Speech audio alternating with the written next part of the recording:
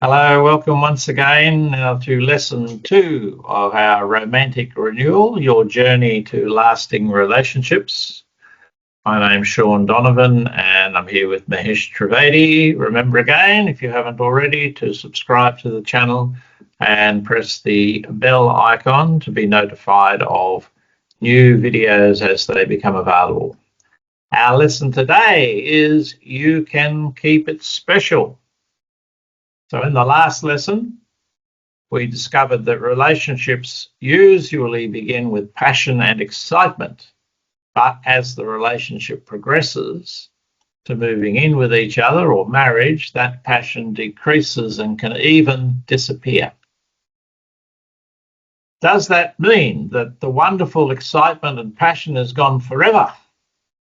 Happily, no. You can keep that fire of passion going. And we're going to discuss some of those strategies in this lesson. So, Mahesh, can you talk to us about the power of making your relationship a priority? Yes, Sean. A priority is something or someone you spend time, energy, and money on. So it's very obvious that someone or something is the most important in your life. So, like a very fundamental question or like a self-inquiry about this, that if you are unsure about the top priority in your life, ask yourself some of these things which I am going to um, cover it. Number one, who or what takes up most of your time? You may spend most of your time at work, but why do you work? Sure, you work to pay the bills, but don't you work so that you and your partner have what you need for your lives to flourish? Number two, where does your money go? So some people are great at savings money while others don't know where it where it goes. So most of your money may go to providing a place to live, like when that house or apartment is for a home and not just a place to live. You have set your relationship as a priority.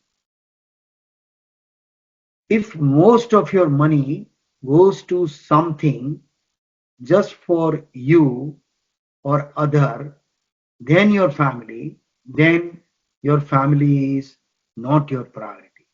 So these are the fundamental things one should ask, clarify, and understand. Number three, what or who do I who do you think about the most? Like what you think about uses your mental energy. Like a all the time what you are meditating, what you are thinking about, what you are dreaming about. So and that mental energy we can call as a mental currency, because there is a popular saying, the energy flows where your attention goes. So where your attention goes most of the time. So what you think about the most, especially when you are not at work. So lets you know what your greatest priority is. It's a simple thing. When it is your spouse or partner, then your relationship is your priority. So the routine of work and taking care of shelter, transportation, food, and clothing can occupy much of your time and energy. When you keep your partner as your priority and your expanded family, if you have children, it is easier to keep the passion going in your relationship. Hmm. All right, so that's good. So, talking about priorities, you mentioned thinking about who or what takes most of your time, and then where does the money go? What do you spend your money on? And then who do you think about? Now, let's turn to how we can enrich the relationship. So, forming a few habits or rituals can help keep those fires burning and make the routine exciting and fun. So, can you just tell us a little bit about the difference between routines versus rituals? Um, Sean, it's very clear that your routines are the actions which enable you to accomplish the necessity of life. And these are the actions to get yourself going in the morning, making it to work, and ending your day. So this is a this is a routine, and routines are necessary. And rituals are a type of routine, but they have a deeper meaning behind them. Rituals provide a, a specialness to your activity, like some priority, some purpose. Some common rituals are found, like at the church, family celebrations, and even ball games and concerts. So, when you established a few meaningful rituals in your relationship, you reinforce the importance of your partner and your relationships. So, rituals cement the relationship and provide a shared frame of reference. Yeah. So, Yeah. expand a bit Yeah. more on the sort of rituals we might have.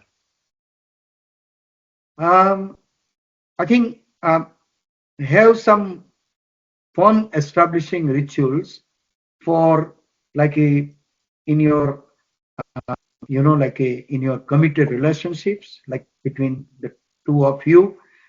The only ground rule is that they be meaningful for both of you, because it should not be self-centered.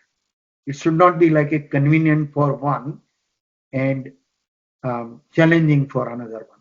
So, fun rituals which have provided excitements and intimacy for many others. So, I'll just quickly um, um, uh, highlight few of them. Number one is like a, and it's easy also. They are not very difficult. Like a, you have a special greeting sets, and those greeting sets, the tone and the mood. So whether you do a happy dance and then throw your arms around each other, or say, honey, I'm home, followed by a warm hug, um, even have a meaningful greeting for each other.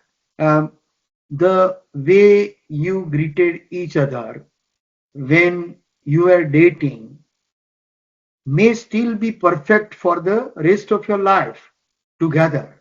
So your body has its own memory, and your greeting will trigger the memory of the fun you had when first dating. So it's like a, like a recalling your memories and recalling those emotions.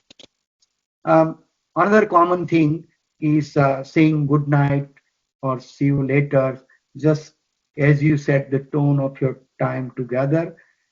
You want to make the ending of your day or time together special. So it is basically like a at the end of the day.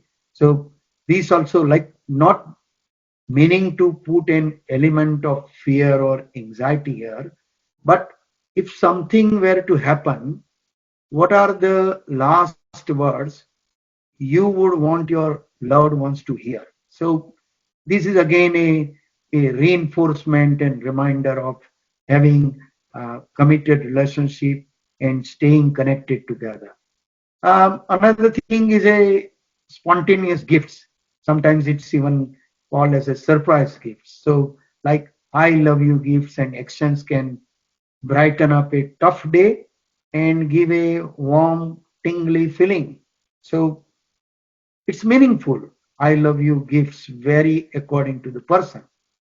Flowers or cards are the ultimate for some, while others prefer uplifting words of affirmation, like you are great, you are awesome, something like that. These are those who feel all tingly when you empty the dishwasher. Like you are just doing something, and that time you say, so it becomes like a natural thing, and it touches your partner's heart.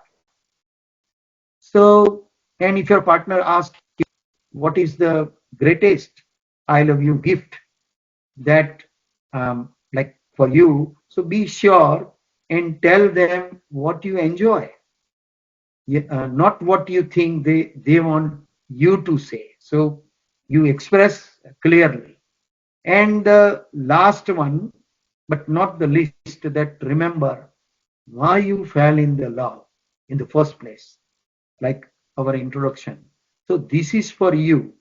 Make it a daily habit to remind yourself of the wonderful qualities in your loved ones and be in a place of gratitude for them. And I think this is where, Sean, your popular sentence is very important. That attitude of gratitude is the key. Like if you have a attitude of gratitude, then things can easily progress and the results can be awesome. So as your relationship grows, recall the new things you appreciate about your partner and keep these things in mind, and it will assist you when life gets some challenges, and um, there will be those challenging times where this thing really helps and hit. That's all. So thanks, Mahesh. So there are a few good rituals there you mentioned. So you said have some special greeting for the two of you that set the tone and the mood. You mentioned saying good night and see you later, and also remembering what might be the last words that somebody might hear from you. Spontaneous gifts, so things that are unexpected and spontaneous, and also to constantly remember and remind ourselves of why we fell in love in the first place. So, to summarize all of this, keeping your relationship a priority and demonstrating that priority by rituals of love and affection will cement and bolster your relationship. So, make it a daily practice to remind yourself why you love and appreciate your partner. Now, the next lesson, we'll learn how to handle things that may already be getting difficult. And remember that in the online, what do we call it? I forget what we call it now. the website, whatever it is. There's more materials and reflection questions and so forth. So if you're doing it in the YouTube, remember to subscribe and click the bell icon so you get notified of the next lesson. And if you're using our portal, that's the word, our online portal, there's there's some other materials there.